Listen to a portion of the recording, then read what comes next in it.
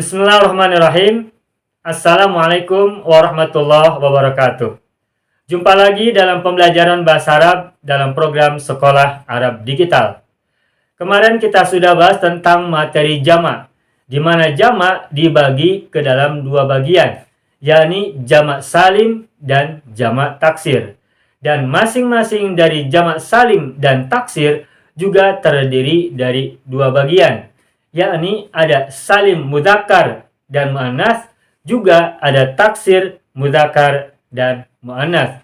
Ada salim untuk mudzakkar dan ada salim untuk muannats, juga ada taksir untuk mudzakkar dan taksir untuk muannats.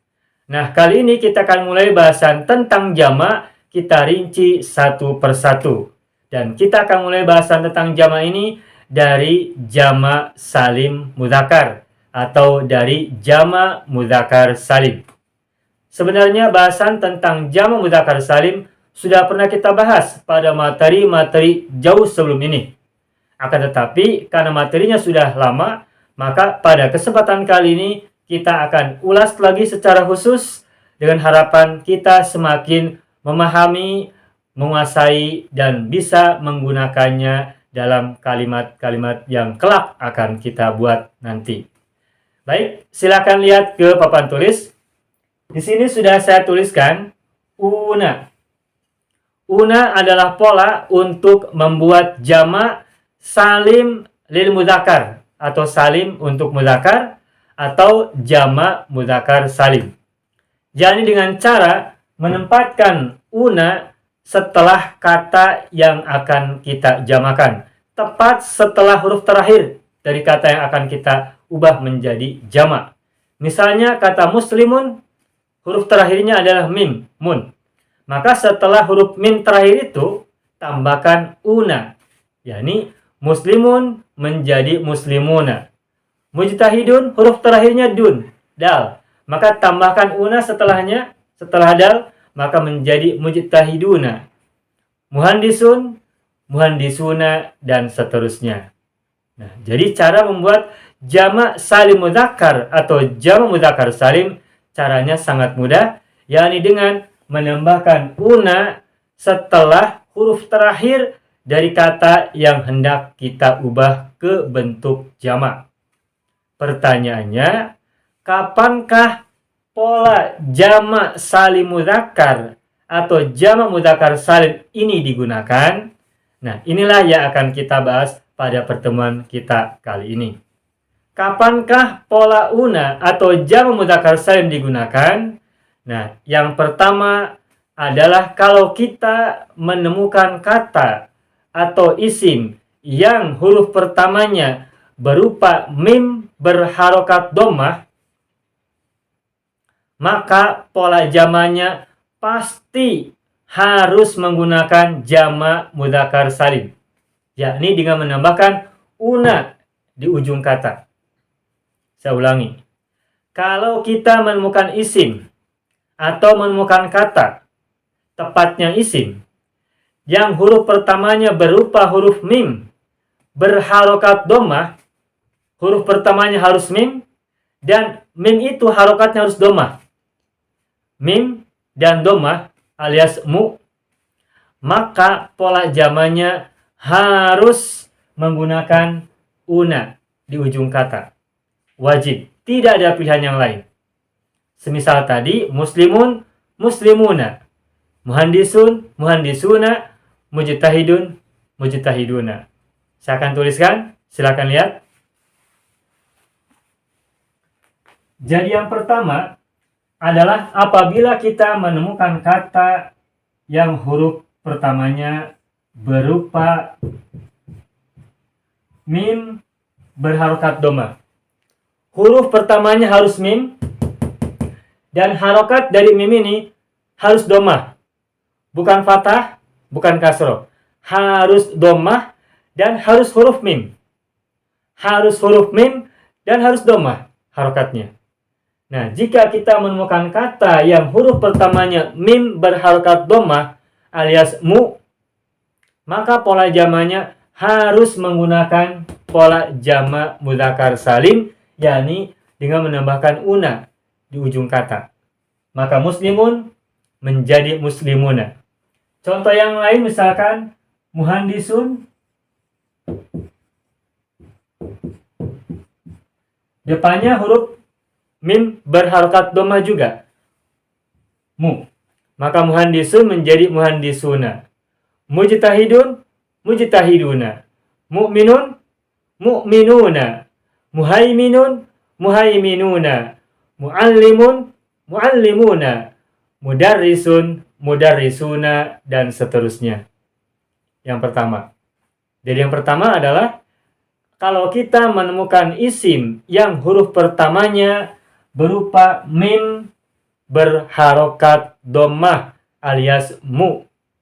Harus mim, harus dhammah. Hurufnya harus mim, harokatnya harus dhammah. Harus.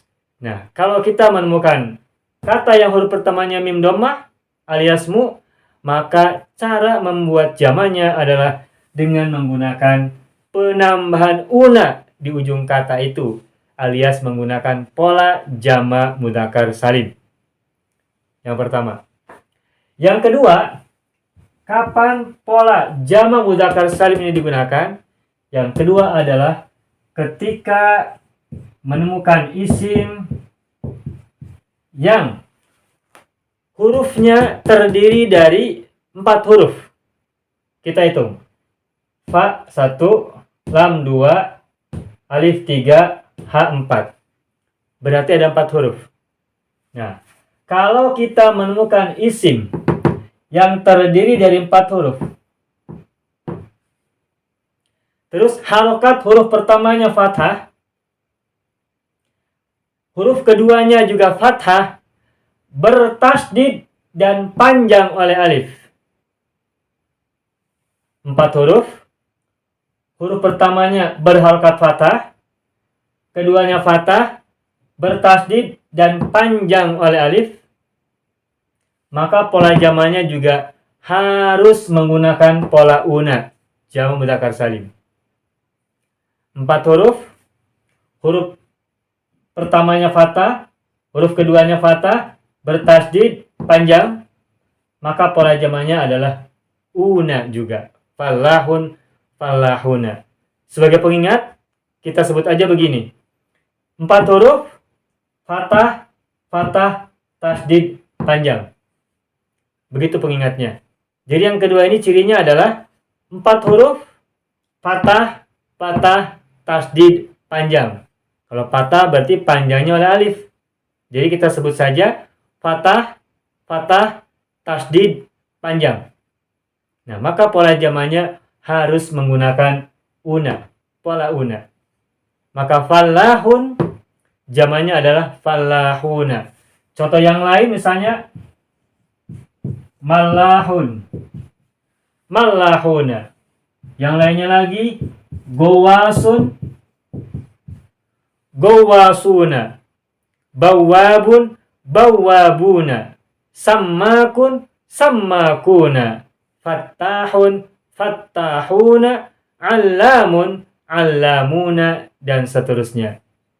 Jadi ingat, yang kedua adalah ketika kita menemukan isim yang terdiri dari 4 huruf, fathah, fathah, tasdid, panjang. Seperti falahun. Cantolannya adalah kata falahun. Kalau yang pertama cantolannya adalah kata muslimun. Untuk yang kedua cantolannya adalah falahun, petani. Kalau muslimun kita sudah tahu artinya sudah sangat familiar, orang muslim. Kalau muslimun orang muslim, kalau falahun petani. Jadi ingat cantolannya, yang pertama adalah muslimun, yang kedua adalah falahun. Yang kedua 4 huruf, fathah, fathah, tasdid, panjang. Contohnya falahun. Yang kedua.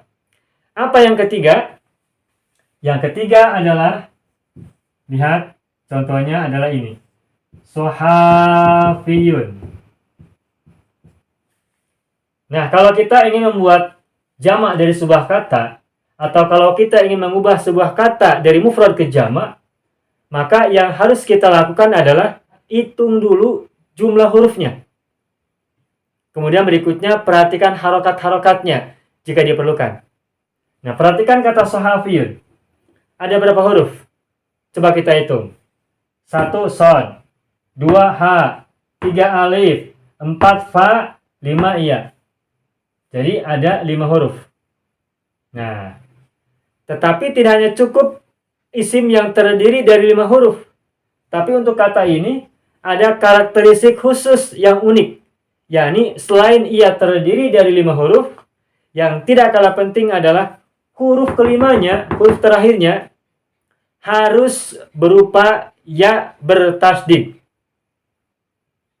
Jadi teorinya untuk yang ketiga ini adalah kalau kita menemukan isim yang jumlah hurufnya 5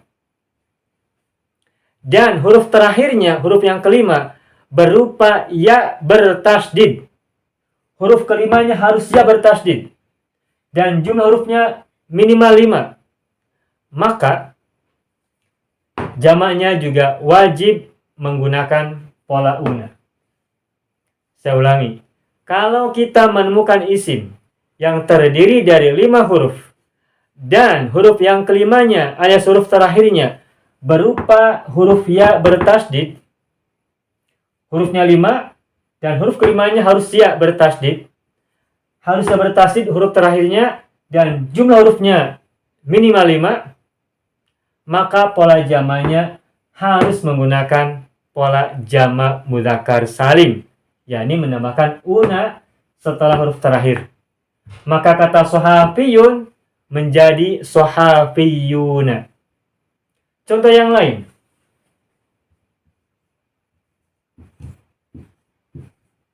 Samkariyun.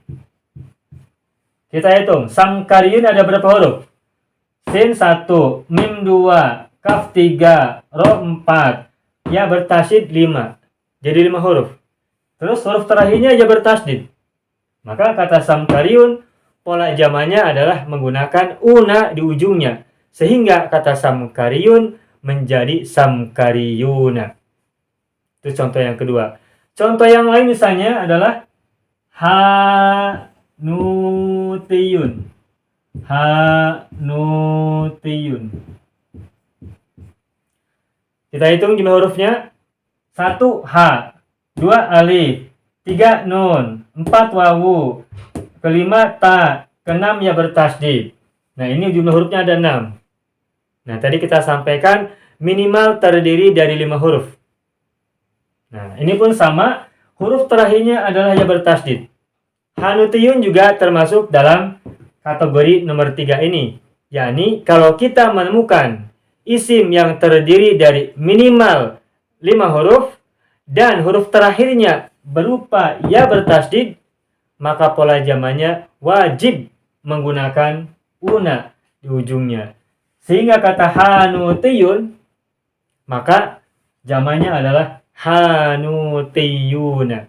Jika ada isim terdiri dari minimal 5 huruf dan huruf terakhirnya berupa ya bertasdid, maka pola jamaknya wajib menggunakan una. Contoh yang lain tidak saya tuliskan adalah bustaniyun.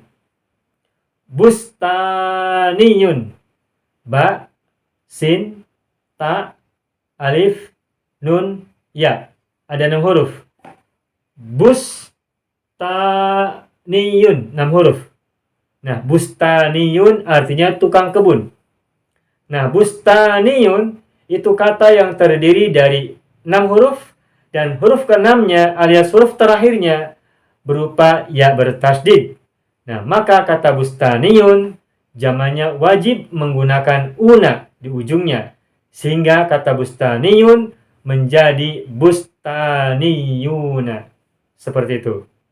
Nah, inilah 3 karakteristik kata yang jamaknya wajib menggunakan una. Tidak ada pilihan yang lain.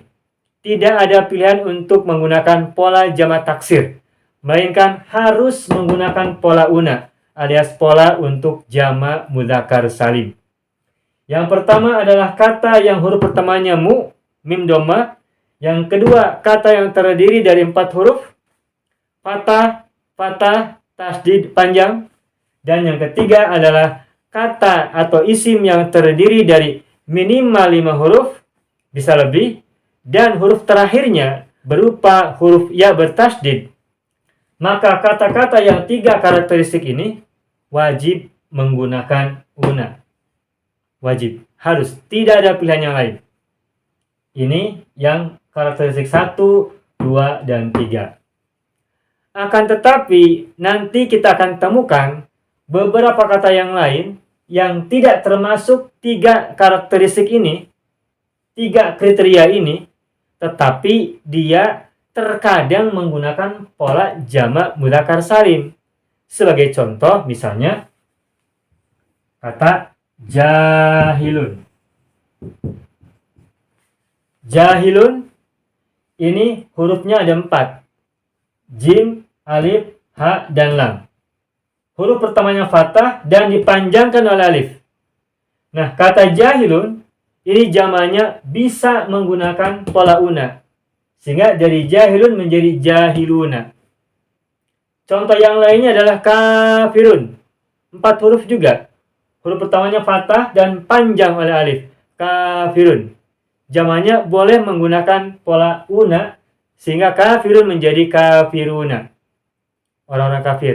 Qul ya ayyuhal kafiruna. Al-kafiruna adalah jamak dari kata kafirun dengan menggunakan pola jamak mudzakkar salim. Contoh yang lainnya lagi adalah amilun. Orang yang bekerja. Jamaknya bisa menggunakan amiluna. Pola una di ujung kata. Amilun menjadi amiluna. Nah, ini kata jahilun. Terus contoh yang lain misalnya adalah nabiyun. Nabiyun kita lihat ada berapa huruf? Nun, ba, ya. Ada 3 huruf. Nah, huruf terakhirnya adalah ya bertasydid. Perhatikan ini mirip dengan yang sohafiyun, samkariyun, dan hanutiyun. Huruf terakhirnya berupa ya bertasydid. Lantas apa bedanya yang ini, nabiyun, dengan yang sohafiyun, samkariyun, dan hanutiyun? Nah, perbedaannya adalah pada jumlah huruf. Kalau yang atas ini, sohafiyun, adalah kata-kata atau isim-isim yang hurufnya terdiri dari minimal 5 huruf. Huruf terakhirnya memang ya bertasydid. Ini pun sama ya bertasydid. Tapi dari segi jumlah hurufnya berbeda. Kalau yang atas ini, hurufnya minimal terdiri dari 5 huruf.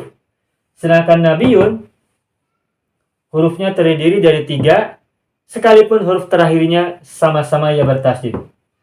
Jadi ada perbedaan.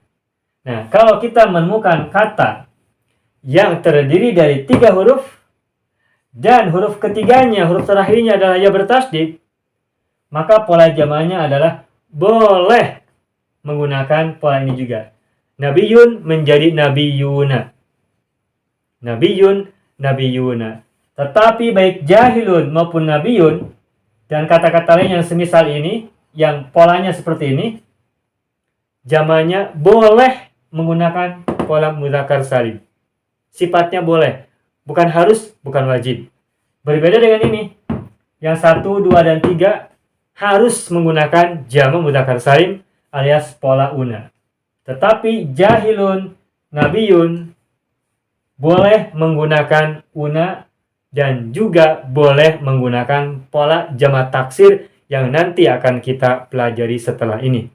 Jadi kalau jahilun, nabiyun menggunakan pola jamak mudzakkar salim ini sifatnya hanya alternatif atau opsional. Boleh, bukan harus. Jadi kesimpulannya, kapankah pola una atau pola jamak mudzakkar salim digunakan? Jawabannya adalah ada 4 kondisi. Yang 3 wajib, yang 1, yang keempat itu bersifat opsional. Yang wajib, yakni pertama, jika kita menemukan isim yang huruf pertamanya mim dhammah, kita sebut saja mu, mim dhammah, mu, maka jamaknya wajib menggunakan una. Contoh-contohnya banyak. Muslimun, muhadisun, mujtahidun, dan sebagainya. Yang kedua, kalau kita menemukan isim yang terdiri dari 4 huruf. Huruf pertamanya berharokat fathah, keduanya fathah dan bertasydid serta panjang, yang kita sebut menjadi 4 huruf fathah, fathah, tasdid panjang, maka pola jamaknya juga wajib menggunakan una. Itu yang kedua. Dan kata-kata seperti ini banyak.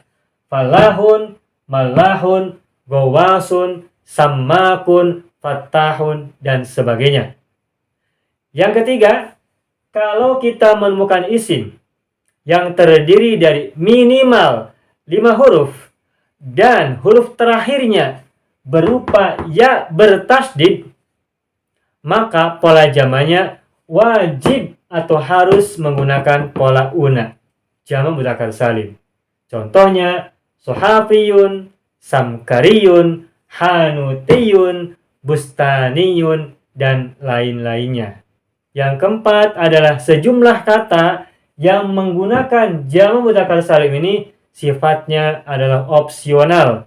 Artinya tidak harus, karena kata-kata ini selain menggunakan pola jamak mudzakkar salim juga bisa menggunakan pola jamak taksir yang nanti akan kita bahas setelah ini. Contohnya adalah kata jahilun, jamaknya bisa menjadi jahiluna. Begitupun kata nabiyun, jamaknya bisa menggunakan pola una sehingga nabiyun menjadi nabiyuna.